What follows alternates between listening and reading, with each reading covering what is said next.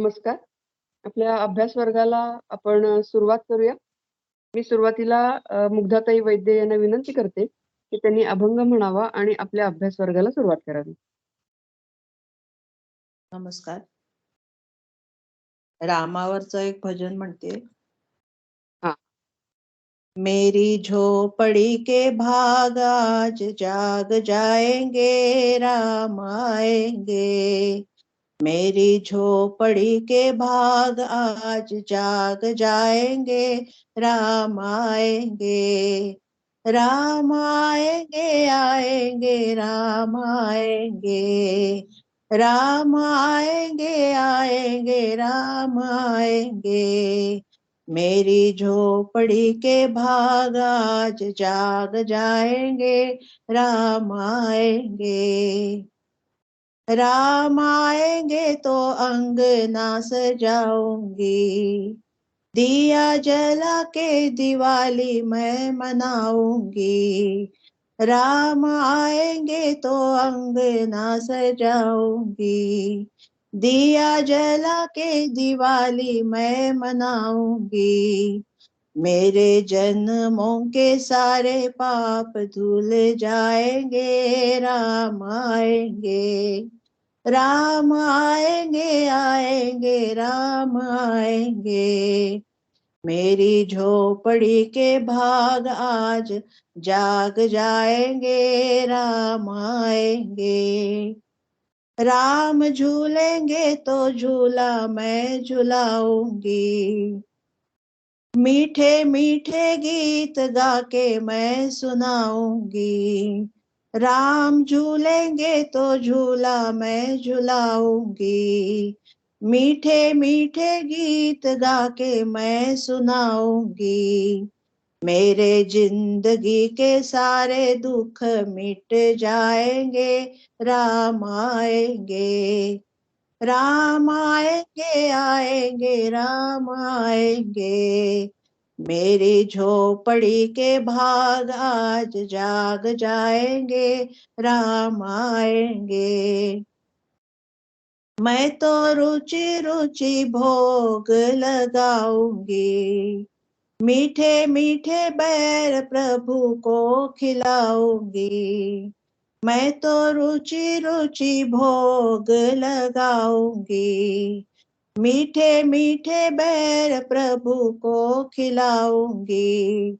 राम कृपा से ही भाग मेरे खुल जाएंगे, राम आएंगे. राम आएंगे आएंगे राम आएंगे.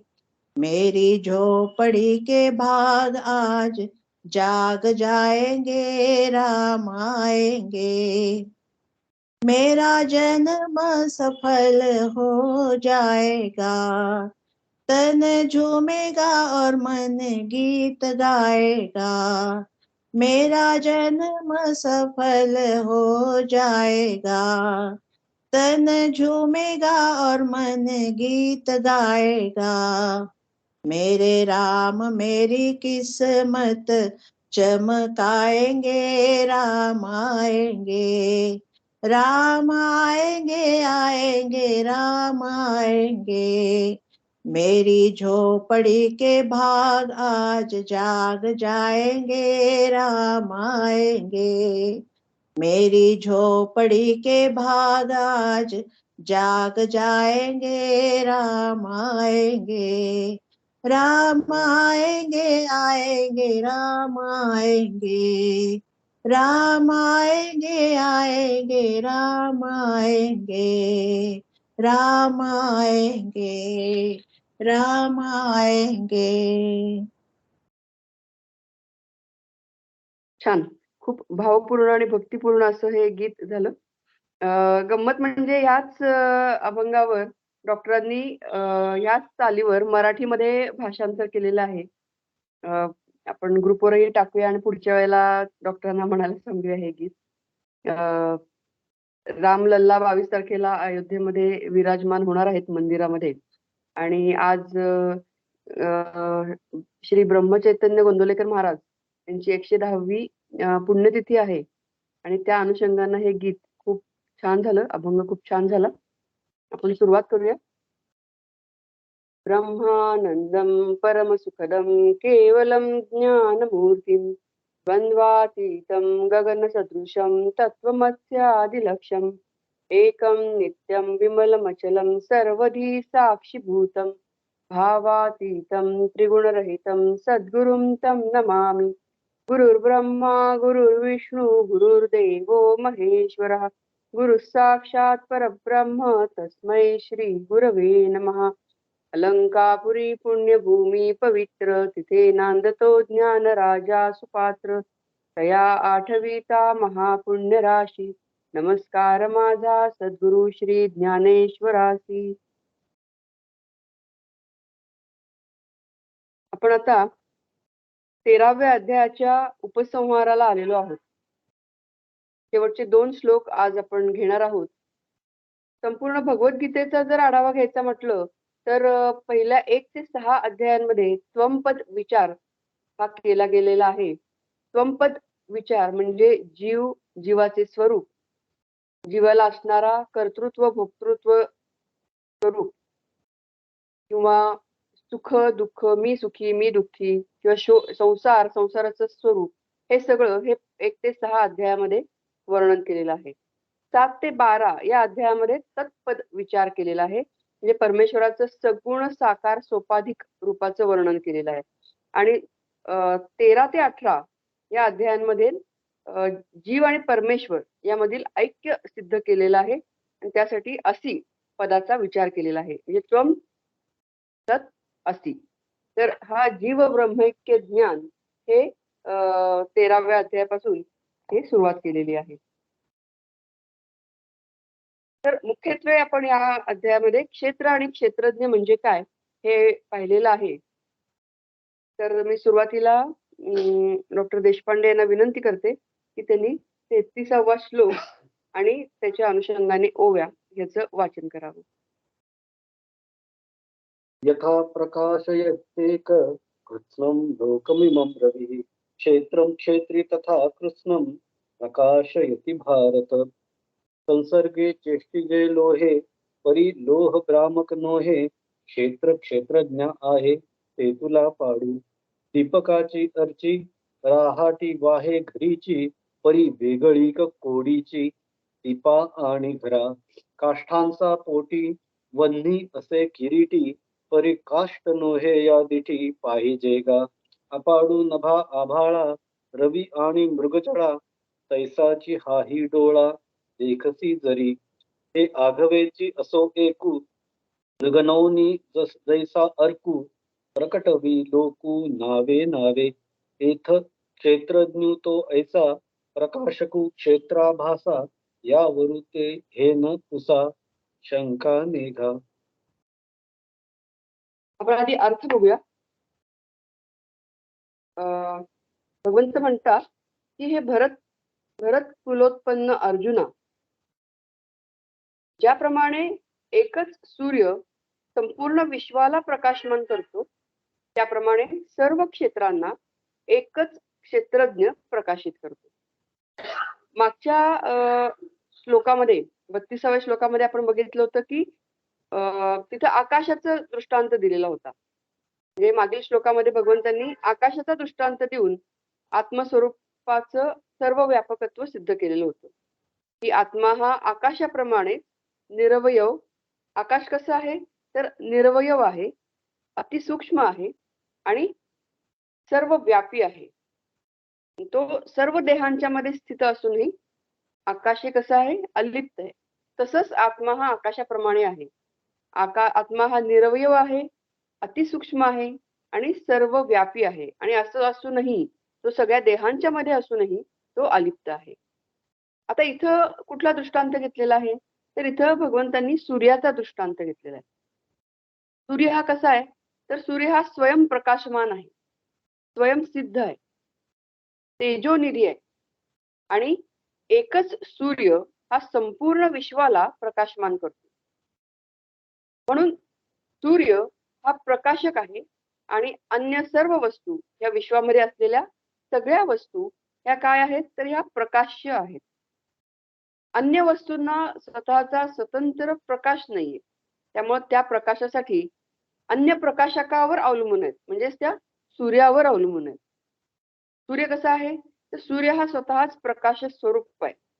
आणि तो स्वप्रकाशाने विश्वातल्या सगळ्या गोष्टींना, म्हणजे सगळे जीव असतील, कृमी, कीटक, पशु, पक्षी, मनुष्य या सगळ्यांना तो प्रकाश देतो, स्फूर्ती देतो, सामर्थ्य देतो. आणि यामुळेच सर्व जीव आपापल्या कर्मांच्या मध्ये प्रवृत्त होतात. आपण बघा, सूर्य उगवला की आपण उठतो, आपण कामाला लागतो. सूर्य मावळला की आपल्या कामाचं स्वरूप हे कमी कमी व्हायला लागतं आणि पूर्ण अंधार पडला की आपण झोपायला जातो.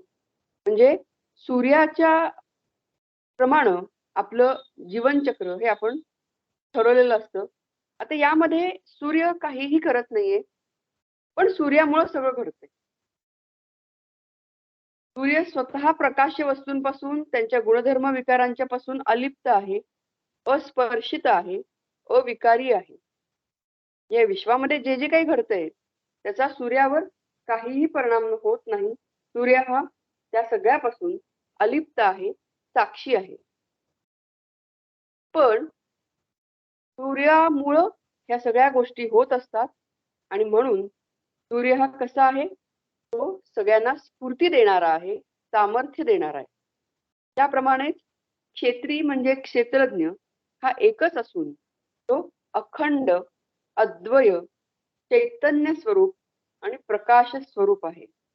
इथं एक सूर्याचं उदाहरण आपण घेतलं, पण आपल्यालाही माहिती आहे की अनेक असे सूर्यमाला या विश्वामध्ये आहेत. एक सूर्य आणि त्याच्या अनुषंगाने आपण हे फक्त विचार केला, पण अशा अनेक सूर्यमाला आहेत, अनेक सूर्य आहेत आणि या अनेक सूर्यांना प्रकाशमान करणाराही त्याच्याही वरचा कोण आहे? तर हा क्षेत्रज्ञ आहे. हे दृष्टांतासाठी फक्त हे घेतलेलं आहे, पण क्षेत्रज्ञ हा सूर्यापासून पेक्षाही अलग आहे, वेगळा आहे आणि तो या सूर्यालाही प्रकाशमान करणारा असा हा क्षेत्रज्ञ आहे. हा क्षेत्रज्ञ कसा आहे? तर अखंड आहे, अद्वय आहे, चैतन्य स्वरूप आहे, प्रकाश स्वरूप आहे आणि तोच या सर्व क्षेत्रांना प्रकाशित करतो. हे ब्रह्माजीपासून पिपिलिकापर्यंत सर्व क्षेत्रे ही निर्मित कार्य असल्यामुळं ही कशी आहेत? तर ही जड आहेत. प्रकृतीमधली ही जी काही गोष्टी आहेत, ह्या सगळ्या जीव, जंतू आणि सगळ्याच गोष्टी ह्या जड आहेत. ह्या अचेतन स्वरूप आहेत. त्या प्रकाश्य आहेत, म्हणजे प्रकाशकावर त्या अवलंबून आहेत. त्यांचा स्वतःचा प्रकाश नाहीये. ज्ञेय आहेत आणि दृश्य आहेत आणि त्यामुळेच त्या मिथ्या आहेत. ती सर्व अविद्यात्मक त्रिगुणात्मक प्रकृतीमधून निर्माण झालेली असल्यामुळे हे नाना भिन्न भिन्न भिन्न नामरूपांचे आहेत आणि जड स्वरूपाचे आहेत. त्यांना स्वतःची चेतना नाही आणि म्हणूनच ते सगळे क्षेत्र हे क्षेत्रज्ञावर अवलंबून आहेत. क्षेत्रांना प्रकाश देणारा, सत्ता देणारा, स्फूर्ती देणारा, चेतना देणारा असा कोण आहे? तर हा चैतन्य स्वरूप क्षेत्रज्ञ आहे आणि तो स्वतः प्रकाश स्वरूप आहे आणि तोच सर्वांच्या मध्ये प्रत्येगात्म स्वरूपाने अनुस्यूत आहे. सर्व भूतमात्रांच्या मध्ये एकच चैतन्य स्वरूप क्षेत्रज्ञ हा आहे. आपण हे दृष्टांत खरं तर आपण मागेही बघितलेले आहेत. आता आपण समजा समुद्राचं उदाहरण घेतलं, तर त्या समुद्रामध्ये ज्या लाटा निर्माण होतात किंवा तरंग निर्माण होतात, बुडबुडे निर्माण होतात किंवा फेस निर्माण होतो पाण्यामधून, हे सगळं हे पाण्यामधून निर्माण होतं. जे पाण्याच्या सत्तेने सत्तावान होऊन हे पाण्यामध्येच अस्तित्वात असतात. यांना स्वतःचं अस्तित्व नाही. लाट विरून गेली की त्याचं पाणीच होतं. बुडबुडा फुटला की तो पुन्हा त्या पाण्यामध्ये विलीन होऊन जातो. म्हणजे त्यांना स्वतःची सत्ता नाही, पाण्याच्या सत्तेने ते सत्तावान झालेले आहेत आणि पाण्यामध्येच अस्तित्वात आहेत. आपण घटाचे उदाहरण मागे बघितलं होतं की घट हा मातीमधून निर्माण झालेला आहे. मातीच्या सत्तेने तो सत्तावान झालेला आहे. घट जेव्हा फुटतो तेव्हा तो पुन्हा मातीमध्ये विलीन होऊन जातो. दर्पणामध्ये म्हणजेच आरशामध्ये जेव्हा एखादी गोष्ट आपण बघतो किंवा आपणच आपलं चेहरा बघतो, तेव्हा ते प्रतिबिंबाला स्वतंत्र सत्ता नाहीये. ते दर्पणाच्या सत्तेने ते प्रतिबिंब त्या दर्पणामध्ये दिसत असतं. त्याप्रमाणे ही जी सगळी शरीर आहे, ती क्षेत्रज्ञाच्या सत्तेने सत्तावान होऊन भगवंतामध्येच म्हणजे परब्रह्म परमात्म्यामध्येच अस्तित्वात असतात, म्हणजेच क्षेत्रज्ञामध्ये अस्तित्वात असतात. क्षेत्रज्ञामुळे सर्व क्षेत्रांना सत्ता मिळते, चेतना मिळते. क्षेत्रज्ञामुळेच सर्व क्षेत्र तसंच संपूर्ण विश्व हे प्रकाशमान होतं. क्षेत्रांच्या मध्ये जर विकार झाले, शरीरे नाश पावली, तरी सर्वांच्या मध्ये अहमपदाने अनुस्यूत असणारा क्षेत्रज्ञ मात्र कधीही येतही नाही आणि जातही नाही, आणि त्यामध्ये कोणताही विकार होत नाही. आणि हे चैतन्य स्वरूप आता आपण बघितलं त्याप्रमाणे कधी उदयालाही येत नाही आणि अस्तही पावत नाही. एक घटाचं जर उदाहरण घेतलं की अनेक छिद्र असलेला घट आपल्या डोळ्यासमोर आणा, ही एक घट आहे आणि त्या घटाला त्याच्या साईडनी असे छिद्र आहेत आणि त्या घटामध्ये एक प्रज्वलित दीप ठेवला, एक दिवा ठेवला, तर काय होतं, त्या दिव्यामुळं घटाच्या आतला भाग प्रकाशमान होतो आणि त्याचबरोबर तो प्रकाश हा छिद्रांच्या मधून बाहेर येऊन घटाच्या बाहेरील भागही प्रकाशमान होतो. त्याप्रमाणे हा दृष्टांत दिला, म्हणजे घटाचा हा दृष्टांत आहे. त्याप्रमाणे काय असतं की देहरूपी घटामध्ये आत्मचैतन्याचा प्रकाश हा कुठं पडतोय, अंतःकरणामध्येही पडतो आणि डोळे, कान ही जी आपली इंद्रिय आहेत, डोळे, कान, नाक, त्वचा, जिव्हा ही जी इंद्रिय आहे, या इंद्रियरूपी छिद्रांच्या मधून बाहेर येऊन त्यामध्ये सगळं विश्व घटपटादी विषय हे प्रकाशमान होतात.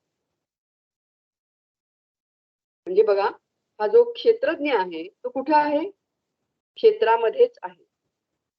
आणि क्षेत्रामध्ये स्थित असणारा हा क्षेत्रज्ञ म्हणजेच आत्मचैतन्य, त्या आत्मचैतन्याचा प्रकाश हा अंतःकरणामध्येही पडतोय, म्हणजे देहामध्ये असलेल्या अंतःकरणामध्येही त्याचा प्रकाश पडतोय आणि त्याचबरोबर बाहेरही त्याचा प्रकाश पडतोय. प्रत्येकाच्या अंतःकरणामध्ये असणाऱ्या प्रकाश स्वरूप आत्मचैतन्याच्या किरणांमुळे हे सगळं विश्व व्याप्त होऊन प्रकाशमान होतं आणि नंतरच सगळ्या जीवांना चेतना प्राप्त होऊन ते जीव हे कार्यरत होतात. आणि म्हणून 9व्या अध्यायामध्ये म्हणलेलं होतं की मयाध्यक्षेण प्रकृती सूयते सचराचरम, म्हणजे माझ्या परमात्म्याच्या केवळ सान्निध्याने प्रकृती कार्य प्रवृत्त होऊन चराचरात्मक विश्वाची निर्मिती करते. मी म्हणजे क्षेत्रज्ञ चैतन्य स्वरूप परमात्मा स्वतः काहीही करत नाही.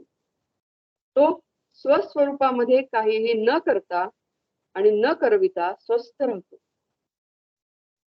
हा परमात्मा काहीही करत नाहीये, तो प्रकृतीकडून काम करून घेतो. आणि याप्रमाणे हे जे साधक जाणतात, म्हणजे क्षेत्र म्हणजे काय आणि क्षेत्रज्ञ म्हणजे काय, हे जे साधक जाणतात ते परमेश्वराच्या कृपाप्रसादाने आत्मस्वरूपच जाणतात. हा या श्लोकाचा अभिप्राय आहे किंवा अर्थ आहे.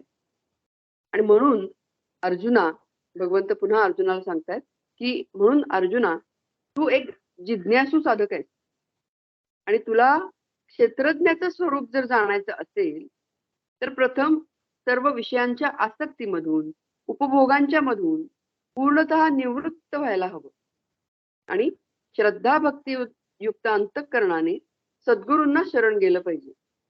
त्यांच्या मुखामधून वेदांत शास्त्राचं एकाग्रतेनं श्रवण करायला हवं. कारण कसं आहे की हे आम्हाला आत्ता जे कळतंय हे आम्हाला फक्त शब्दांनी कळतंय, पण हे तत्वतः जर कळायचं असेल, आत्मज्ञानाची अनुभूती जर यायची असेल, तर त्यासाठी सद्गुरूंना शरण गेलं पाहिजे. त्यांच्याकडून आम्ही वेदांत शास्त्राचं श्रवण केलं गेलं पाहिजे आमच्याकडून. त्यामध्ये कुठल्याही शंका घेता कामा नयेत.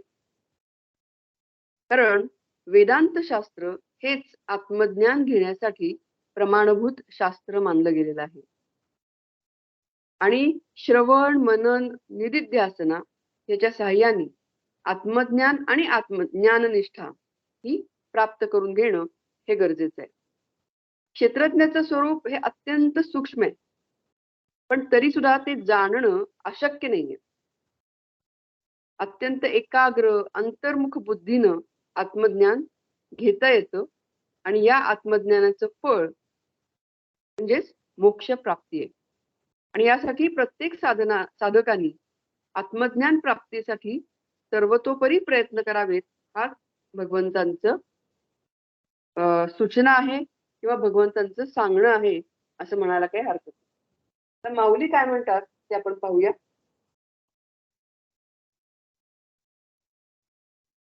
माऊली म्हणताय की लोहचुंबक हा आपल्या संसर्गाने लोखंडाला हलवतो. लोखंड हे जड आहे, स्वतः आपणहून लोखंड हलू शकत नाही. पण लोहचुंबकाच्या सान्निध्यात जेव्हा लोखंड येतं तेव्हा लोखंड हलू शकतं. तसंच क्षेत्र जड आहे, पण क्षेत्रज्ञाच्या चैतन्यामुळं देह हा हलू शकतो किंवा तो त्याच्या ज्या क्रिया आहेत त्या करू शकतो. म्हणजे लोहचुंबक आणि लोखंड यांचं जसं उदाहरण आहे त्याप्रमाणे क्षेत्र आणि क्षेत्रज्ञ यांचं उदाहरण आहे. दिव्याची ज्योत घरातले सगळे व्यवहार चालवते, पण दिवा आणि घर यात स्वभावतः अतिशय अंतर आहे. माऊलींनी हे वेगवेगळे दृष्टांत दिलेले आहेत. पहिला दृष्टांत लोहचुंबक आणि लोखंड यांचा दिला, म्हणजे क्षेत्रज्ञ आणि क्षेत्र म्हणजे लोहचुंबक आणि लोखंड असा हा दृष्टांत दिलेला आहे. दुसरा दृष्टांत दिलाय तो म्हणजे दिव्याची ज्योत आणि घर. म्हणजे दिव्याची ज्योत हे त्याच्यामुळं घरातले सगळे व्यवहार सुरू राहतात, पण घर म्हणजे दिवा नव्हे. पुढं काय उदाहरण दिलं की अर्जुना, काष्ठाच्या पोटात अग्नी आहे. काष्ठ म्हणजे लाकूड. तर आपल्याला माहिती आहे की लाकूड जेव्हा आपण पेटवतो तेव्हा त्यापासून अग्नी निर्माण होतो, म्हणजेच काष्ठाच्या पोटामध्ये अग्नी आहे. पण अग्नी म्हणजे काष्ठ नव्हे. या दृष्टीनं माऊली म्हणतात की देह आणि आत्मा ह्याच्यातला फरक हा तुम्ही समजावून घ्या. आकाश आणि ढग किंवा सूर्य आणि मृगजळ यात जो भेद आहे तितकाच देह आणि आत्मा यातील भेद जर तू बुद्धीच्या डोळ्याने पाहशील तर हे सर्व राहू दे. आकाशातून जसा एकटाच सूर्य वेळोवेळी त्रैलोक्य प्रकाशित करतो, त्याप्रमाणे येथे क्षेत्रज्ञ हा क्षेत्राच्या भासाला प्रकाशक आहे. या उपर आता या संबंधाने काही विचारू नका आणि शंका घेऊ नका, कारण माऊलींनी खूप विस्ताराने हा अध्याय सांगितलेला आहे आणि पुन्हा पुन्हा हा विषय हा या अध्यायामध्ये आलेला आहे. आणि म्हणून माऊली आता म्हणतात की आता या संबंधाने काही विचारूही नका आणि काही शंकाही घेऊ नका. म्हणजे माऊलींना असं म्हणायचं की आता तुम्हाला हे क्षेत्र आणि क्षेत्रज्ञ ह्याचा भेद हा समजला असेल आणि तुमच्या लक्षात आला असेल. तर आता आपण 34वा श्लोक आणि त्याच्या ओव्या याचं वाचन करूया.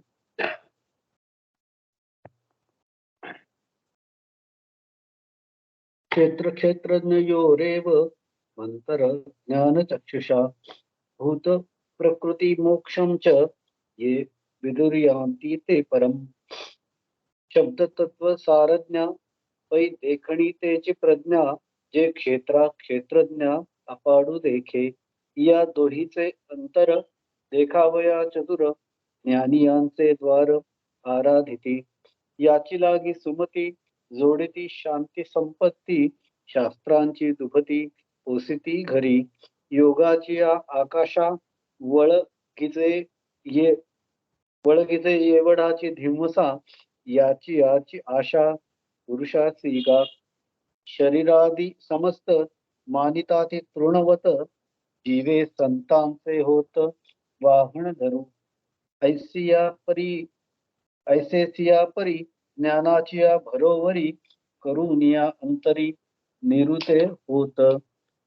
मग क्षेत्राचे जे अंतर देखती साचे ज्ञाने उन्मेख तयांचे ओवाळू आम्ही आणि महाभूतादिकी प्रभेदली अनेकी पसरलिसे लटकी प्रकृती जे हे ते शुकनळी का न्याये न लगती लागली आहे हे जैसे तैसे होये ठाऊवे जया. जैसी माळा ते माळा ऐसीची देखीजे डोळा सर्पबुद्धी टवाळा उखी होऊनी का शुक्ती ते शुक्ती हे साच होय प्रतिती रूपे याची भ्रांती जाऊनिया तैसी वेगळी वेगळेपणे प्रकृती जे अंतःकरणे देखती ते मी म्हणे ब्रह्म होती. जे आकाशाहून वाढ जे अव्यक्ताची पैलकड जे भेटलिया अपाडा पाड पडो नेदी आकारू जेथ सरे जीवत्व जेथे विरे द्वैत जेथ नुरे अद्वय जे ते परमतत्व पार्था होती ते सर्वथा जे आत्मानात्म व्यवस्था राजहंसू ऐसा हा जी आघवा श्रीकृष्णे तया पांडवा उगाणा दिधला जीवा जीवाचिया येर कलशीचे येरी रिचबिजे जयापरी आपण पे तया हरी दिधले तैसे आणि कोणा देता कोण तो नर तैसा नारायण वरी अर्जुना ते कृष्ण आम्ही म्हणे. परी असो ते नाथिले न पुसता का मी बोले किंबहुना दिधले सर्वस्व देवे की तो पार्थोजी मनी अजूनी तृप्ती न मनी अधिकाधिक उठाणी वाढवी तू असे. स्नेहाचिया भरोवरी अमृथिला दीपू घे थोरी चाड अर्जुना अंतरी परिसता तैसी तेथ सुगरणी उदारे रसज्ञ आणि जेवणारे मिळती मग अवतरे हातू जैसा तैसे जी होतसे देवा तया अवधानाचिया लवलवा पाहता व्याख्यान चढले थावा चौगुणे वरी तुवाये मेघ सावरे जैसा चंद्रे सिंधू भरे तैसा मातुला रसू आदरे श्रोतया चेनी आता आनंदमय आघवे विश्व कीजेल देवे ते राये परिसावे संजयो म्हणे. एवं जे महाभारती श्री व्यासे अप्रांतमती भीष्म पर्वी शांती म्हणितली कथा तो कृष्णार्जुन संवादू नागरी बोली विशदू सांगोनी दाऊ प्रबंधू गोबियेचा नुसधीची शांतिकथा आणि जेल कीर वाक्पथा जो जे शृंगाराचा माथा पाय ठेविती दाऊ वेल्हाळे देशी नवी जे साहित्याते बोजावी अमृताते चुकी ठेवी गोडीसेपणे बोल बोल्हावते निपुणे चंद्रासी घे उमाणे रसरंगी भुलवणे नादुलोपी पेचराचिया ही मना आणि सात्विकाचा पान्हा श्रवणा सवे सुमना समाधी जोडे तैसा वाग्विलास विस्तारू गीतार्थे विश्वभरू आनंदाचे आवारू मांडू जगा फिटो विवेकाची वाणी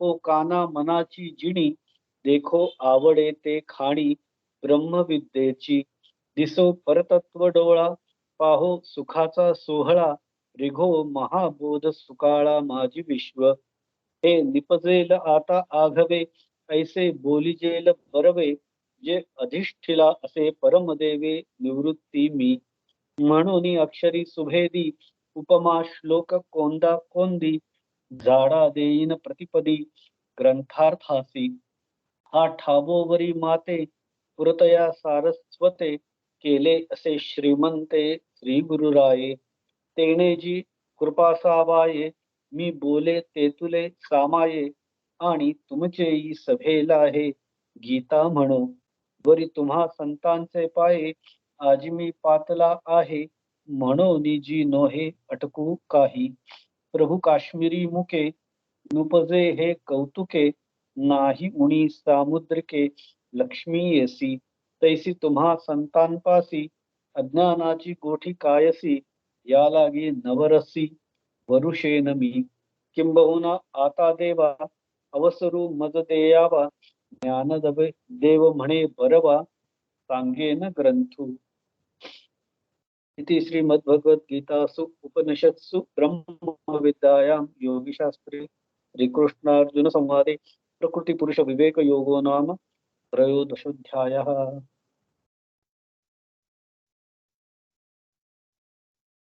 तर आता हा शेवटचा जो श्लोक आहे त्या श्लोकामध्ये भगवंतांनी संपूर्ण 13व्या अध्यायाचं सार सांगितलेलं आहे.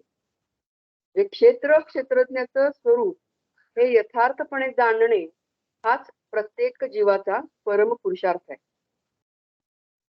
आता हे जाणणं हे का गरजेचं आहे, याने काय आपला फायदा होतो हे आपण समजून घेतलं पाहिजे. म्हणजे मग आपल्याला ते जाणून घेण्यामध्ये स्वारस्य वाटू लागेल.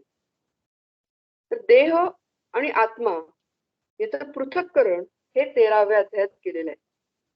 डोळ्यांनी आपण रूप पाहतो, त्या रूपाला आपण मूर्ती म्हणतो किंवा आकार म्हणतो किंवा देह म्हणतो. बाह्य मूर्तीचा परिचय डोळ्यांनी झाला तरी वस्तूच्या अंतरातही आपणाला प्रवेश करावा लागतो. म्हणजे अगदी फळाचं जरी उदाहरण घेतलं की नारळ आहे, तर तो नारळ जर फोडला तर तो नारळ फोडून त्याच्या आतमध्ये काय आहे हे आपल्याला बघायला लागतं. किंवा फणसाच्या वरचे काटे दिसले तरी आतमध्ये मात्र सुंदर रसाळ गरे आहेत. तसं स्वतःकडे पाहायचं असो किंवा दुसऱ्याच्याकडे पाहायचं असो, हे आतलं आणि बाहेरचं पृथक्करण करणं हे अतिशय आवश्यक आहे. हे टर्फल बाजूला सारायचं याचा अर्थ काय? तर याचा अर्थ असा की प्रत्येक वस्तूचं बाह्य रूप आणि आतील गाभा याचं पृथक्करण करायला हवं. बाह्य देह आणि आतील आत्मा याप्रमाणे प्रत्येक वस्तूचं दुहेरी रूप आहे हे आम्ही समजून घेणं गरजेचं आहे. अगदी कर्मामध्ये सुद्धा तसंच आहे. बाहेरचं फळ हा कर्माचा देह आहे आणि कर्मामुळं जी चित्तशुद्धी होते ती त्या कर्माचा आत्मा आहे. आणि म्हणून देह आणि आत्मा हे दोन वेगळ्या गोष्टी आहेत हे आम्ही समजून घेतलं पाहिजे. बरेच अनेकदा आम्हाला असं वाटतं की अध्यात्म विद्येचा जीवनाशी काही संबंध नाहीये.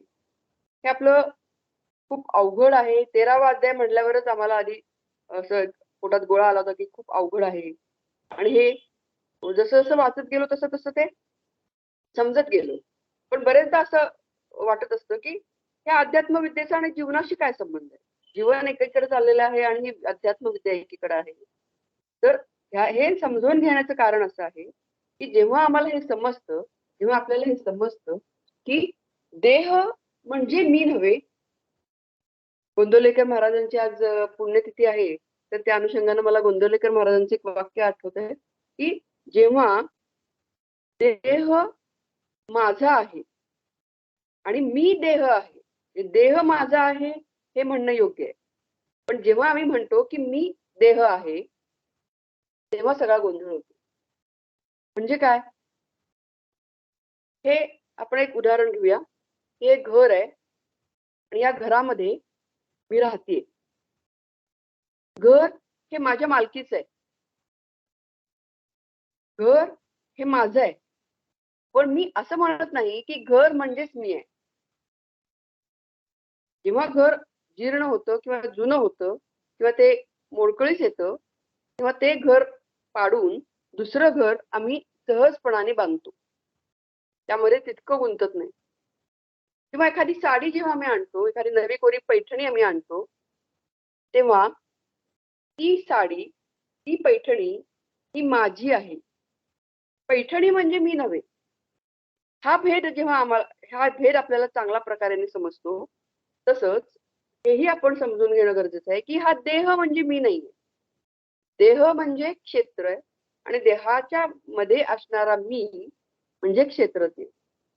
आणि हे जेव्हा समजेल तेव्हा मग हे जे देहाचे जे चोचले आपण करत असतो, आपल्या देहामध्ये असणारी जी इंद्रिय आहेत, आपण क्षेत्राचं स्वरूप सगळं डिटेलमध्ये समजावून घेतलेलं आहे याच अध्यायामध्ये.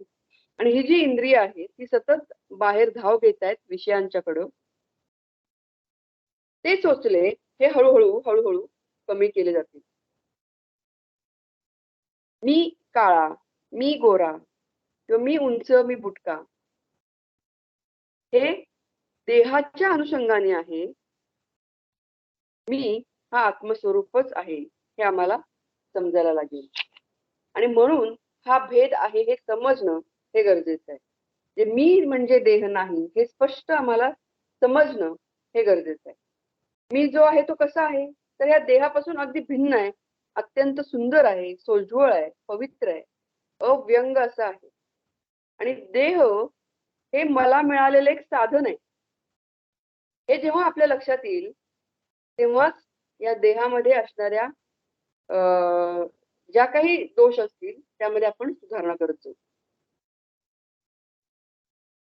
विनोबा भावे म्हणतात की चरख्यातला दोष जर मला कोणी दाखवला तर मला राग येईल का? मला काही राग यायचं काही कारणच नाहीये. तो दोष जो काही असेल तो मी लगेच दूर करेन. तसंच या देहाचं आहे. जसं शेतीचे अवजार असतात तसा हा देह आहे. परमेश्वराच्या घरची शेती करण्याचं देह हे एक अवजार आहे. आणि हे अवजार जर बिघडलं तर त्यात सुधारणा करायलाच पाहिजे. देह हा एक साधन आहे आणि या देहापासून अलिप्त राहून, अलग राहून, दोषापासून मुक्त होण्याचा मी प्रयत्न केला पाहिजे. या देहरूपी साधनापासून मी निराळा आहे, मी स्वामी आहे, मी या देहाचा मालक आहे. या देहाला राबवून घेणारा, त्याच्याकडून उत्कृष्ट काम करून घेणारा मी आहे.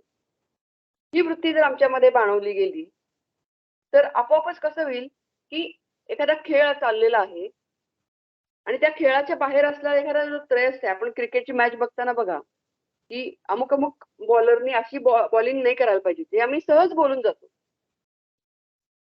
किंवा जे कॉमेंटेटर असतात तेही सहज सांगून जातात त्रयस्थ म्हणून की ही इथं इथं बॅटिंग इथं चुकली, या पद्धतीनं करायला नाही पाहिजे. म्हणजे खेळाच्या बाहेर असलेला त्रयस्थ ज्याप्रमाणे त्या खेळातील गुणदोष हे चांगले पाहू शकतो, त्याप्रमाणे जर आपण देह मनोबुद्धीपासून अलग राहिलो तर आपल्याला त्याच्यातले दोष आणि गुण हे समजत जाते.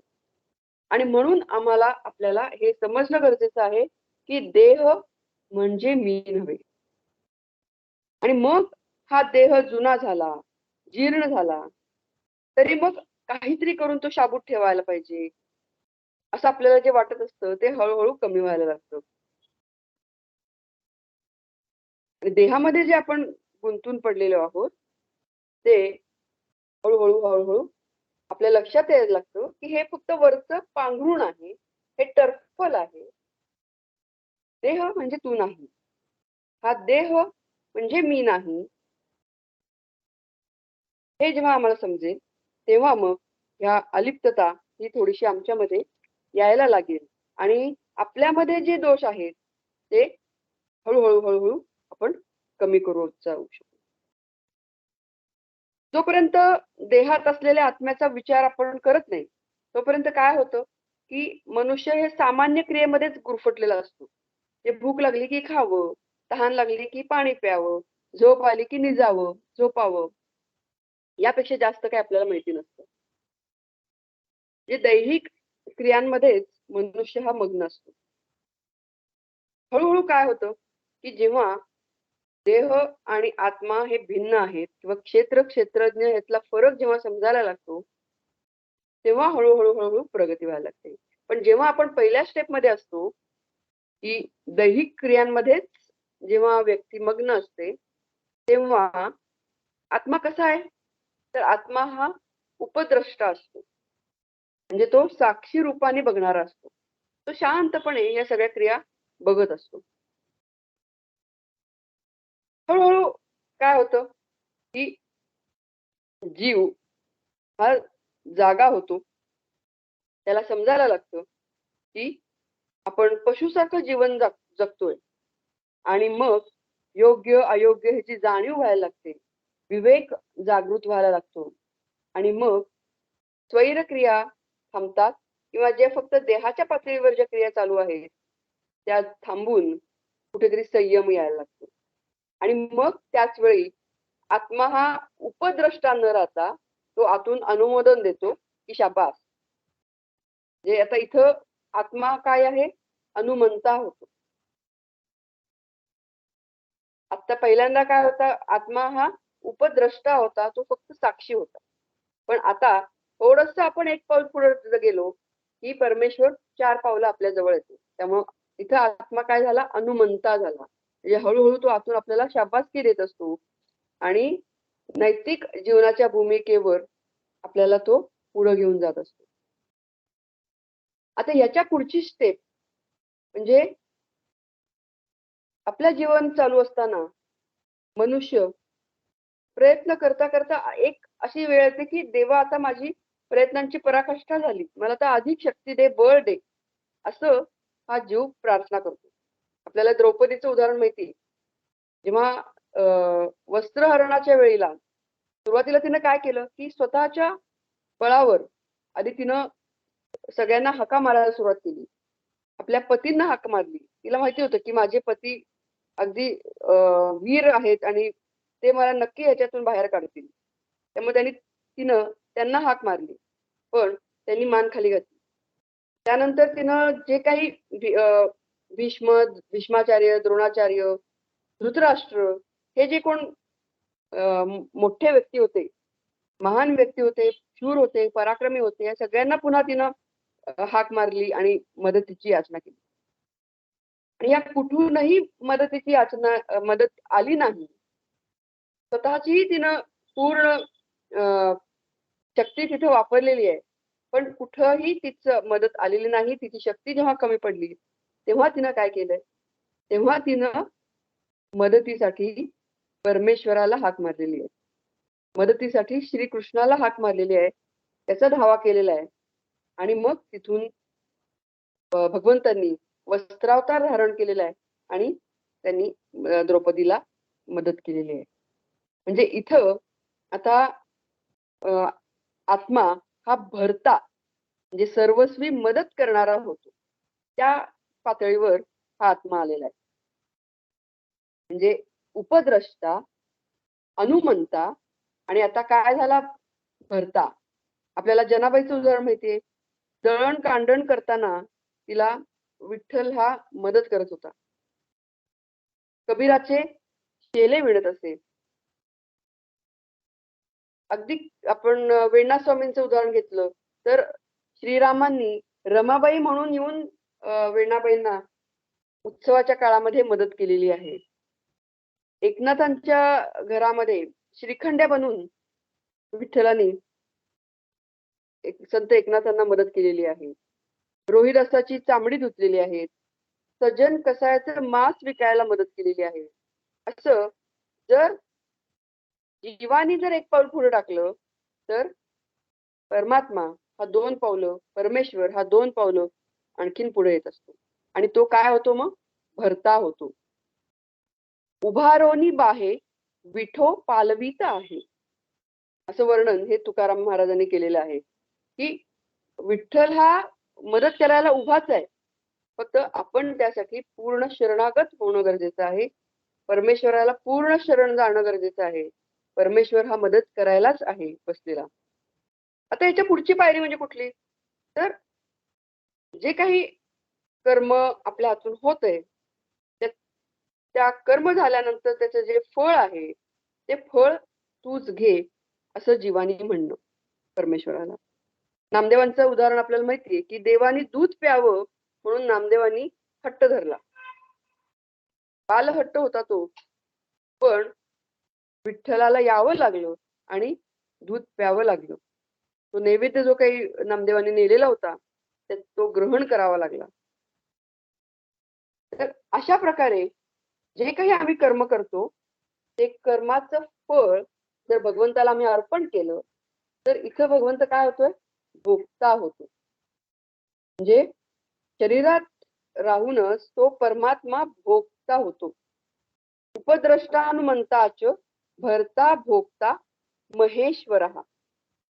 माऊलीने काय म्हटलंय?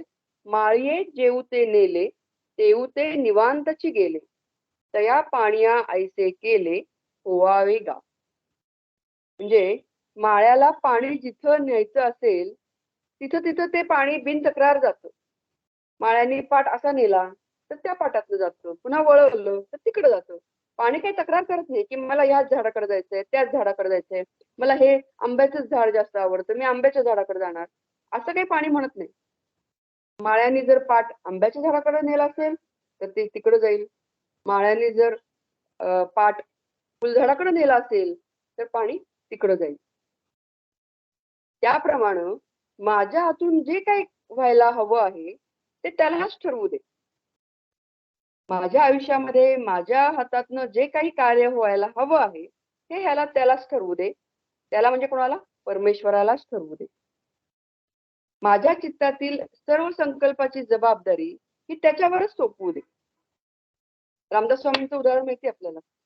रामदास स्वामी रामाच्या समोर डोळे मिटून फक्त उभं राहायचे, काहीही मागत नव्हते.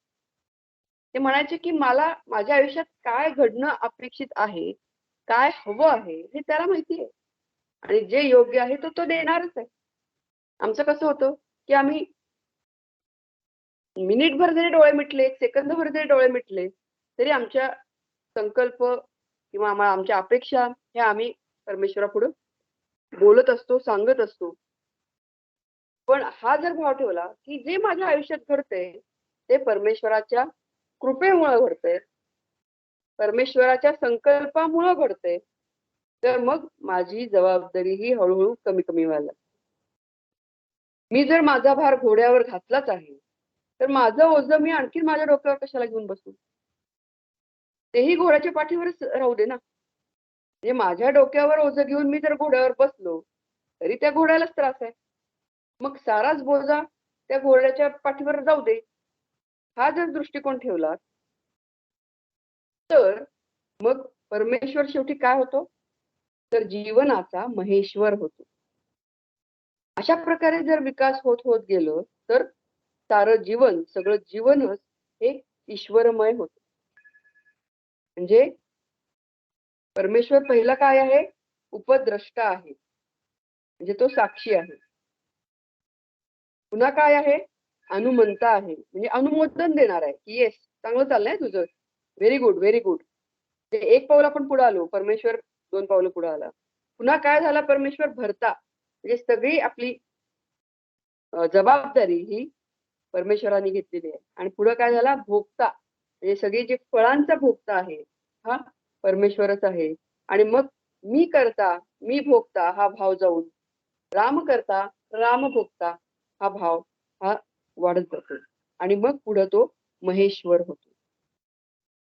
तर अशा प्रकारे हा सगळा भाव हा आमच्याच मनातला आहे आणि हा जर आम्ही जर वाढवत वाढवत गेलो तर नक्कीच आपल्याला आपल्या जीवनामध्ये हा फायदा, व्यवहारामध्ये सुद्धा फायदा झाल्याशिवाय राहणार नाही.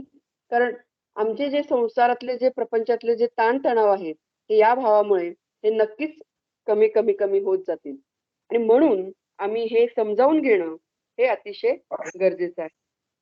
या विश्वामध्ये एक मिनिट, कोणाच तरी माईक चालू आहे. या विश्वामध्ये प्रत्येक जीव जन्माला आल्यानंतर शरीर, इंद्रिय, प्राण, मन, बुद्धी या अनात्म उपाधीशी तादात्म्य पावतो आणि या अनात्म्यालाच मी आत्मा म्हणून घेतो आणि त्याचे सगळे गुणधर्म हे मी वर आरोपित करतो. आणि शरीराच्या अनुषंगाने मग आम्ही काय म्हणतो? मी जन्माला आलो. म्हणजे ही पहिली आम्ही कल्पना निर्माण करतो आणि त्याचबरोबर मी मर्त्य हा भावही निर्माण होतो. आणि त्यामुळे मग मी करता, मी भोगता, मी सुखी, मी दुःखी, मी संसारी या सगळ्या कल्पना या निर्माण होतात. आणि हे आम्ही जाणून घेतलं पाहिजे की हा संसार हा वास्तविक स्वरूपाने नसून हा मनोकल्पित आहे. हा सगळा कल्पनांचाच खेळ आहे. कारण मी करता, मी भोगता नाहीच आहे. राम करता, राम भोगता असं जर असेल तर मला सुखी दुःखी व्हायचं काही कारणच नाहीये. जे काही होणार आहे हे देहाच्या पातळीवर होणार आहे. हे जर आम्ही लक्षात घेतलं तर मग आम्हाला क्षेत्रज्ञ हा जो भेद आहे हा लक्षात यायला लागेल.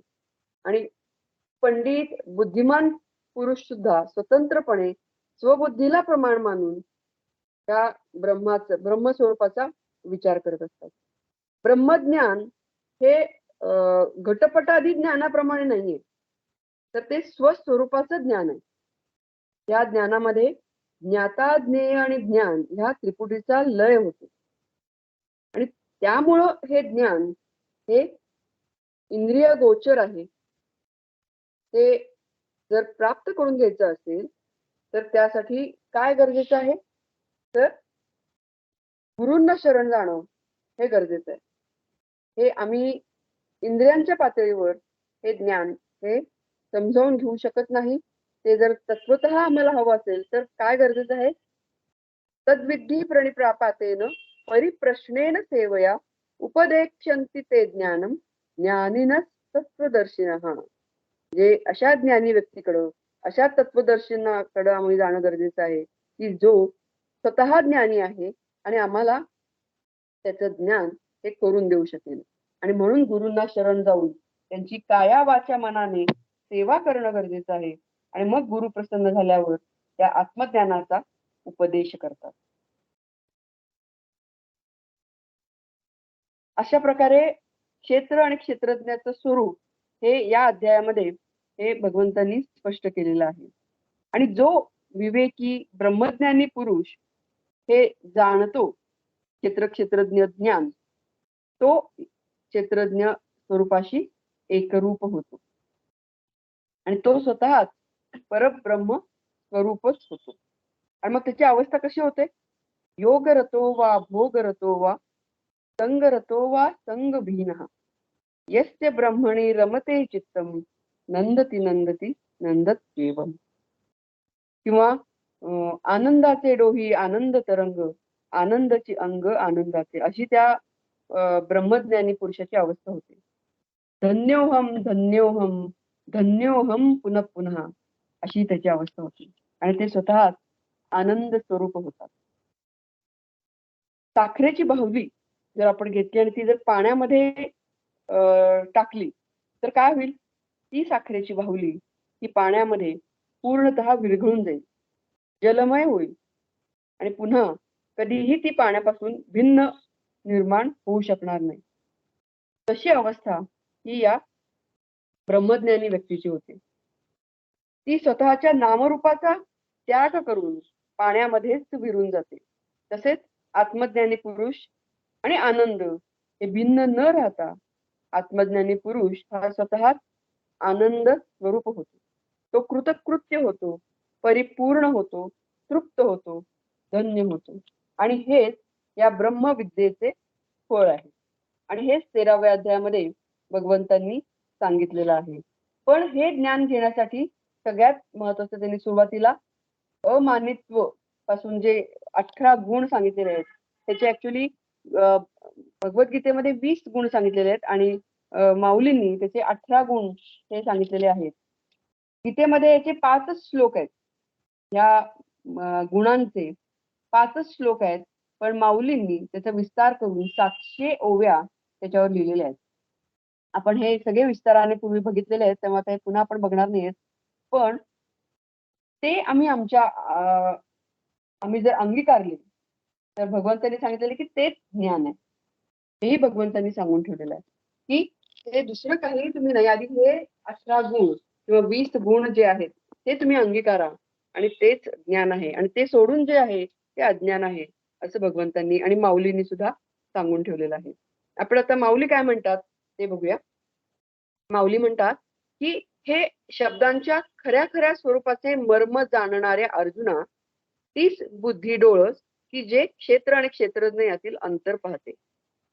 या दोन्हींचे अंतर समजण्याकरता चतुर पुरुष ज्ञानी पुरुषांची सेवा करतात.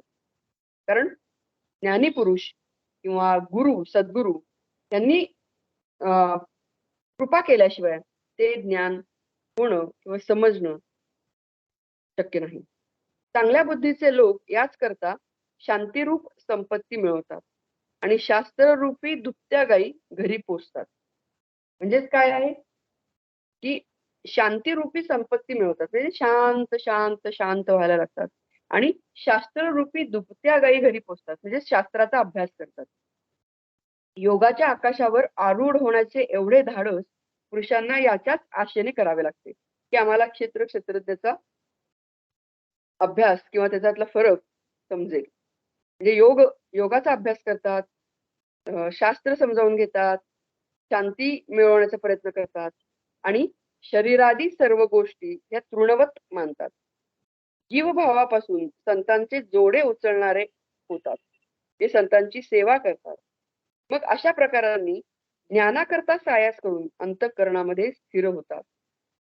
आणि मग असे वेगवेगळ्या प्रकारांनी आपण बघितले 13व्या अध्यायामध्ये, की योग मार्ग असेल किंवा कर्म मार्ग असेल किंवा शास्त्राचं अध्ययन असेल, हे सगळ्या प्रकारांनी हे ज्ञान हे ग्रहण करण्याचा हे साधक किंवा मुमुक्षु लोक हे प्रयत्न करतात आणि हळूहळू हे ज्ञान हे अंतःकरणामध्ये स्थिर व्हायला लागते. आणि मग देह आणि आत्मा यातील अंतर जे खरोखर पाहतात त्यांचे ज्ञान आम्ही आपल्या ज्ञानाने ओवाळू. जे खरोखर ज्यांना हे समजतं ते आम्ही त्यांना ओवाळू आमच्या ज्ञानाने, असं माऊली म्हणतात. आणि पंचमहाभूतादी अनेक पदार्थांच्या भिन्न भिन्न रूपाने जी ही मिथ्या प्रकृती पसरली आहे, ती प्रकृती शुकनलिका न्यायाप्रमाणे वास्तविक चिकटलेली नसतानाही चिकटलेल्यासारखी दिसते. आता शुकनलिका न्याय हाही आपण पूर्वी पाहिलेला आहे, की पोपटाला पकडण्यासाठी पारधी लोक काय करतात, एक असा पिंजरा ठेवतात. तिथं ती नळी एक बाहेर काढलेली असते आणि त्या नळीला पकडलं की ती नळी फिरते आणि पोपट त्या नळीवर जो बसलेला आहे तो उलटा होतो. आता काय होतं, की तो उलटा झाल्यामुळे पोपट घाबरतो आणि त्या नळीला घट्ट पकडून ठेवतो. तो काही सोडत नाही त्या नळीला. ऍक्च्युली पोपटाने त्या नळीला जरी सोडलं तरी त्याला पंख आहेत, त्यामुळे तो उडून जाऊ शकतो. तो पडणार नाहीये. पण पोपट घाबरतो म्हणजे हे मिथ्या आहे. पण तो त्या नलिकेला घट्ट पकडून बसतो आणि तो त्या पिंजऱ्यामध्ये सापडतो. त्या पारध्याच्या तावडीत सापडतो. तसं प्रकृती ही मिथ्या आहे आणि ती चिकटलेली नसतानाही चिकटलेल्यासारखी दिसते. ज्याप्रमाणे मिथ्या सर्पबुद्धीचा नाश होऊन माळ ही माळच आहे असे जो डोळ्यांनी पाहतो. रज्जू सर्पवत हा आपण जो दृष्टांत बघितलेला होता, तसंच ही माळ आहे, तो सर्प नाहीये, हे जो डोळ्यांनी पाहतो. किंवा पुढचा एक दृष्टांत घेतला माऊलींनी, की शिंपेवर भासलेल्या रुपयाची भ्रांती जाऊन शिंप ही शिंपच आहे असा खरा अनुभव यावा. ते रूप नाहीये, की ते शिंपच आहे हे समजणं. त्याप्रमाणे आत्म्याहून वेगळी असणारी जी प्रकृती, तिला वेगळेपणाने अंतःकरणाने जे पाहतात ते ब्रह्म होतात. जे ब्रह्म आकाशाहून मोठं आहे, जे ब्रह्म प्रकृतिरूप नदीच्या पलीकडचा काठ आहे. आम्ही आज अलीकडच्या काठावर उभे आहे आणि आम्हाला ती ही पूर्ण नदी ही पोहून जायचंय, तरच ते ब्रह्म प्राप्त होणार आहे. ज्या ब्रह्माच्या ठिकाणी आकार संपतो, जीवपणा विरघळून जातो आणि जिथं द्वैत उरत नाही, असे जे एकाकी आहे, तिथं अद्वैत निर्माण होतं. अर्जुना, असे जे परब्रह्म, ते जे सत्पुरुष अनात्मा व अनात्मा या विचाराने वेगळे जाणण्यात राजहंसाप्रमाणे असतात, ते पूर्ण होतात. राजहंस हे दूध आणि पाणी हे वेगळं करू शकतो, तसं हे ब्रह्मज्ञानी पुरुष हे अनात्मा आणि आत्मा हे वेगळेपणाने जाणतात. संजय धृतराष्ट्रास म्हणतो की महाराज, श्रीकृष्णांनी आपल्या जीवाचा जीव जो अर्जुन, त्यास असा हा प्रकृती पुरुषाचा सर्व हिशोब दिला. या पूर्ण अध्यायामध्ये भगवंतांनी श्रीकृष्णांनी अर्जुनाला हे सगळं समजावून सांगितलेलं आहे, की प्रकृती म्हणजे काय आणि पुरुष म्हणजे काय, क्षेत्र म्हणजे काय आणि क्षेत्रज्ञ म्हणजे काय, हे सगळं समजावून सांगितलेलं आहे. ज्याप्रमाणे एका घागरीतील पाणी दुसऱ्या घागरीत सर्व ओतावे, त्याप्रमाणे श्रीकृष्णांनी आपला बोध त्या अर्जुनाला दिला. आणि कोण कोणाला देणार आहे? कारण अर्जुन हा नराचा अवतार आहे आणि श्रीकृष्ण हे नारायणाचे अवतार आहे. त्यामुळे दोघेही विष्णूचेच अंश आहेत. याशिवाय अर्जुनाला हा अर्जुन आणि मी कृष्ण असे श्रीकृष्णही म्हणेल. म्हणजे 10व्या अध्यायात हे आपण पाहिलेलं आहे. या सगळ्या अर्जुन ही सुद्धा भगवंताचीच विभूती आहे असं श्रीकृष्णाने सांगितलेलं आहे. त्यामुळं संजय इथं सांगतोय धृतराष्ट्राला की कोण कुणाला देणार? दोघेही विष्णूचेच अवतार आहेत. पुढे तर माऊली म्हणतात की परंतु हे संबंध नसलेले बोलणे राहू द्या. कोणी विचारले नसता मी का बोलतोय. इतकं माऊलींना सांगायचं आहे की पुन्हा तेच म्हणतात की का बरं मी हे सांगतोय की श्रीकृष्णांनी आपलं सर्वस्व अर्जुनाला दिलेलं आहे. तथापि तो अर्जुन मनामध्ये अजून तृप्ती मानत नाहीये. उलट अधिकच तो ज्ञानश्रवणाची इच्छा वाढवतोय. भरपूर तेल घातल्याने प्रदीप्त झालेला दिवा जसा आणखी मोठा होतो, त्याप्रमाणे भरपूर श्रवणानंतर अर्जुनाच्या मनात तशी इच्छा निर्माण झालेली आहे. जिथे उत्तम स्वयंपाकीण असून जेवणारे भोगते मिळाले आहेत, तेथे मग जेवण्यास व वाढण्यास हात जसा पुढे सरसावतो महाराज, तसं श्रीकृष्णाचं झालेलं आहे. त्या अर्जुनाची ऐकण्याची विशेष टवटवी किंवा उत्सुकता पाहून व्याख्यानाला चौपटीपेक्षा जास्त जोर आलेला आहे भगवंताच्या. आणि अनुकूल वाऱ्याने पाऊस पडणारे मेघ जसे जमतात अथवा जशी पौर्णिमेच्या चंद्राने समुद्राला भरती येते, त्याप्रमाणे अर्जुनाच्या ऐकण्याच्या आदराने व्याख्यानाच्या रसभरीतपणास भरते आलेलं आहे. संजय म्हणतो, आता देवाकडून संपूर्ण विश्व आनंदमय केले जाईल, ते महाराजांनी ऐकावे. म्हणजे कोणी? धृतराष्ट्राने ऐकावे. ज्ञानेश्वर महाराज म्हणतात, याप्रमाणे विशाल बुद्धी व्यासांनी महाभारतात भीष्म पर्वामध्ये शांत रसाने भरलेली कथा सांगितली. हे व्यासांनी हे महाभारतामध्ये ही कथा सांगितलेली आहे असं ज्ञानेश्वर महाराज म्हणतात. तो कृष्ण अर्जुनांचा संवाद ओवीबद्ध काव्यात सुंदर शब्दांनी स्पष्ट सांगून दाखवू. केवळ शांतरसाची कथा शब्दांनी सांगितली जाईल, परंतु ती शृंगार रसावर ताण करील अशी सांगितली जाईल. ज्या रीतीने देशी भाषा अलंकाराला सजविल व अमृताला आपल्या गोडपणाने मागे सारेल, अशा रीतीने अपूर्व व सुंदर मराठी भाषा उपयोगात आणू. पहिल्याच अध्यायात माऊलींनी म्हटलेले आहे, माझ्या मराठाची बोलू कौतुकी, ऐसी रसिके अक्षरे मेळविन. इथे तेच म्हणतात की अमृतातेही पैजा जिंके, म्हणजे अमृतालाही आपल्या गोडपणाने मागे सारेल अशा मराठी भाषेमध्ये हे सगळं तत्वज्ञान गीतेचं जे संस्कृत भाषेतलं आहे ते आपण मराठी भाषेमध्ये आणू. माझे शब्द त्यांची शांत करणारी शक्ती पाहिली तर चंद्राच्यावरही ताण करते. चंद्र आपण शीतल असं म्हणतो, पण माऊली काय म्हणतात की माझे शब्द इतके शांत करणारे आहेत की त्यांची जर शक्ती पाहिली तर चंद्रावरही ताण येईल. आणि माझे शब्द आपल्या रसातील रंगाच्या मोहक शक्तीने नाद ब्रह्मासही लोकवतील. पिशाचादी अज्ञानी योनी आहेत, पण त्यांनाही माझे शब्द सत्वगुणाचा पाना फोडतील. जे अज्ञानी आहेत, पिशाच्य योनीत आहेत, त्यांनाही माझे हे जे शब्द आहेत ते सत्वगुण त्यांच्यामध्ये निर्माण करतील. आणि शुद्ध अंतःकरणाचे जे लोक असतील तर त्यांना माझे शब्द ऐकल्याबरोबर समाधीच लागेल. याप्रमाणे वाणीच्या विलासाचा विस्तार करू व गीतार्थाने विश्व भरून टाकू. किती माऊलींचं शब्दाचं सामर्थ्य आहे बघा. आणि सगळ्या जगाला आनंदाचा कोट करू. आत्मानात्म विवेकाचा कमीपणा नाहीसा हो, कानाचे व मनाचे जगण्याचे सार्थक हो, आणि वाटेल त्याला ब्रह्मविद्येची खाण बघता येवो. खरं तर हे माऊलींनी इथे पसायदानच मागितलेलं आहे. परब्रह्म हे सर्वांच्या डोळ्यांना दिसो, सुखाचा उत्सव उदयास येवो, आणि सर्व जग हे ब्रह्मज्ञानाच्या विपुलतेत प्रवेश करो. निवृत्तीनाथ जे माझे गुरु आहेत त्यांनी माझा अंगीकार केलेला असल्यामुळं हे आता सगळं घडून येतंय. आणि एवढ्या करता मर्म स्पष्ट करणाऱ्या शब्दांनी उपमा व काव्य यांची रेलचेल करून या गीता ग्रंथातील प्रत्येक पदाचा अर्थ स्पष्ट करून मी सांगेन असं माऊली म्हणतात. माझ्या श्रीमंत गुरुरायांनी मला इतक्या पूर्ण विद्येने युक्त केलेलं आहे. म्हणजे त्यांनी मला हे धारिष्ट दिलं, त्यांनी मला ही विद्या दिली, आणि त्यामुळं मी हे इतकं सहजपणाने बोलतोय आणि हा गीतार्थ सांगण्याचं सामर्थ्य हे मला आलेलं आहे. आणि शिवाय तुम्हा संतांच्या चरणांजवळ आज मी प्राप्त झालो आहे, आणि म्हणून काही अडचण नाहीये. महाराज, सरस्वतीच्या पोटी मुके बालक सहज देखील उत्पन्न होणार नाही. सरस्वतीच्या पोटी मुक बालक कसं काय निर्माण होईल? जे बालक निर्माण होईल ते बोलणारच असणार आहे, कारण ते सरस्वतीच्या पोटी जन्माला आलेलं आहे. किंवा लक्ष्मीला चांगल्या सामुद्रिक चिन्हांचा कमीपणा नसतो. त्याचप्रमाणे तुम्हा संतांजवळ अज्ञानाची गोष्ट कसली? म्हणजे माऊली इथं पुन्हा श्रोत्यांना संत म्हटलेलं आहे आणि त्यांना पुन्हा मोठेपणा दिलेला आहे, की तुमच्याकडे अज्ञान नाहीच आहे आणि म्हणून मी नवरसांचा वर्षाव करेन. फार काय सांगावे देवा, मला बोलण्याला आता संधी द्यावी, म्हणजे मी ग्रंथ चांगल्या रीतीने सांगेन, असं ज्ञानेश्वर महाराज म्हणतात. आणि अशा प्रकारे 13वा अध्याय हा इथं समाप्त होतो.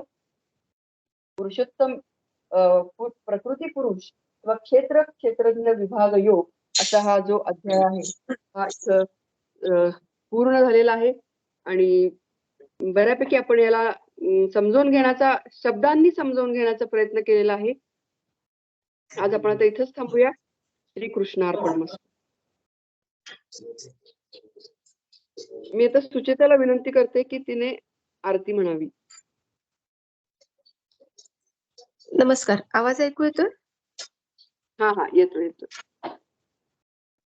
ओम जय भगवद्गीते, जय भगवद्गीते. हरिः कमल विहारिणी, हरिः कमल विहारिणी, सुंदर सुपुनीते. ओम जय भगवद्गीते. कर्म सुमर्म प्रकाशिनी, कामासक्ति हरा, तत्वज्ञान विकाशिनी, तत्वज्ञान विकाशिनी, विद्या ब्रह्म परा. ओम जय भगवद्गीते. निश्चल भक्ति विधायिनी, निर्मल मलहारी, शरण रहस्य प्रदायिनी, शरण रहस्य प्रदायिनी, सब विधि सुखकारी. ओम जय भगवद्गीते. राग द्वेष विदारिणी, कारिणी मोद सदा, भव भयहारिणी तारिणी, भव भयहारिणी तारिणी, परमानंद प्रदा. ओम जय भगवद्गीते. आसुर भाव विनाशिनी, नाशिनी तम रजनी, दैवी सद्गुणदायिनी, दैवी सद्गुणदायिनी, हरिरसिका सजनी. ओम जय भगवद्गीते. समता त्याग सिखावनी, हरिमुख की बानी, सकल शास्त्र की स्वामिनी, सकल शास्त्र की स्वामिनी, श्रुतियों की रानी. ओम जय भगवद्गीते. दया सुधा बरसावनी, मातु कृपा कीजय, हरिपद प्रेम दान कर, हरिपद प्रेम दान कर, अपनो कर लीजय. ओम जय भगवद्गीते. ओम जय भगवद्गीते. ओम जय भगवद्गीते. हरिः कमल विहारिणी, हरिः कमल विहारिणी, सुंदर सुपुनीते. ओम जय भगवद्गीते. ओम जय भगवद्गीते. श्री कृष्णार्पणमस्तु. छान. मी तर मित्रगोत्री वहिनींना विनंती करते की त्यांनी पसायदान म्हणावे. आवाज ऐकू येतोय? हा येतो. आवाज ऐकू येतो का? हो येतोय. सगळ्यांना नमस्कार. आता विश्वात्मके देवे, येणे वाग्यज्ञे तोषावे, तोषो निमज द्यावे, पसाय दान हे. जे खांची व्यंकटी सांडो, तया सत्कर्मी रती वाढो. भूता परस्परे पडो, मैत्र जीवांचे, दुरितांचे तिमिर जावो, विश्वस्वधर्म सूर्ये पाहो. जो जे वांछील तो ते लाहो, प्राणी जात वर्षत सकळ मंगळी, ईश्वर निष्ठांची मांदियाळी. अनवरत भूमंडळी भेटो भूतया भूता. त्याला कल्पतरूंचे आरव, चेतना चिंतामणीचे गाव. बोलती जे अर्णव पियुषांचे, चंद्रमे जे अलांछन, मार्तंड जे तापहीन. ते सर्वाही सदा सज्जन, सोय रे हो तू. किंबहुना सर्व सुखी, पूर्ण हो निती लोकी. भजिजो आदिपुरुषी अखंडित. आणि ग्रंथोपजीवीये विशेषी लोकीये. दृष्टा विजय होवा वेजी. एथ म्हणे विश्वेश्वराओ, हा होईल दान पसाओ. येणे वरे ज्ञान देवो, सुखिया झाला. येणे वरे ज्ञान देवो, सुखिया झाला. येणे वरे ज्ञान देवो, सुखिया झाला. पंढरीनाथ महाराज की जय. छान, प्रसादाने छान झालं. आपण एक 2 मिनिटं थांबूया आणि मग आपण सेशन क्लोज करूया.